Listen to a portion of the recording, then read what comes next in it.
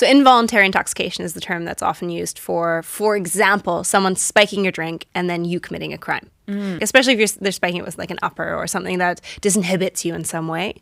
And so the question there is, okay, so someone else has given you a drug, you don't know this, now you're under the influence of said drug, and you go do terrible things. Now, arguably, there's lots and lots of things that we take, including like everyday things, can have side effects that influence how we think and how we behave. But does that mean that, because I didn't have my coffee, or I did have my coffee, or someone spiked my coffee, even that, would that be enough to somehow change how culpable I am? And the question there is, once you started realizing, if you ever did, that things were different, let's say you've got your friends warning you, saying, you need to stop spending all this money. Like, you've got people around you, you've got yourself maybe going, something's changed, even if you don't understand what. Like, you would realize that you are now going to the gym when you weren't before. You'd realize that you now have, a sex drive that you didn't have before. And you can also see the spiraling. And yes, it's hard to get out of spirals when you're in the middle of them.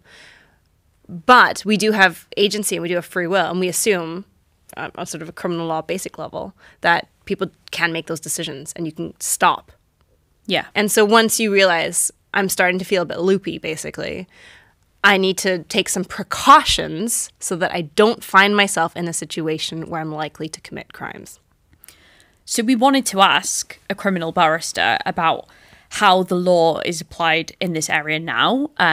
So criminal barrister Sumitha Mehtab told us that with the effects of this medication, if they were just short-lived and temporary, then we can argue involuntary intoxication. It would be involuntary because he probably didn't know about the side effects. It was a medical trial, remember, and the side effects probably weren't known at the time.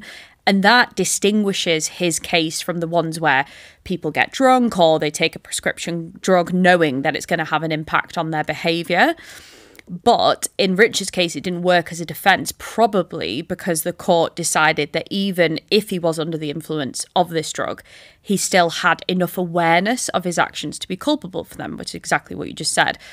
It would, however, have helped him get a reduced or suspended sentence, so still guilty, but with a lower sentence than if he hadn't have been under the influence of the drug. And she says that if he could prove that the drug's impact wasn't just temporary intoxication, but that it would take, over a long time, had chemically altered his brain in some way, leading to a mental disorder, the law would treat it pretty much the same way. If he'd still had enough capacity to know what he was doing was wrong, he would be guilty, but he probably would get a reduced sentence. So basically, it's not much of a defense. Yeah.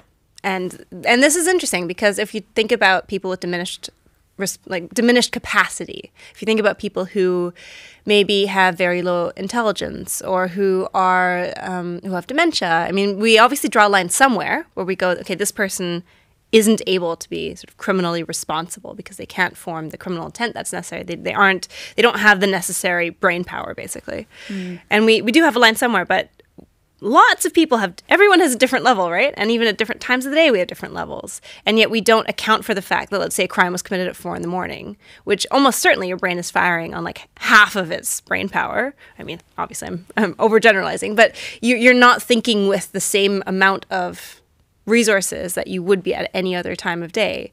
And yet we don't take that into account either. So this is where we have quite a wide range of brain states that we accept can lead to you still being like, no, I can stop this behavior or I can choose to engage in this behavior.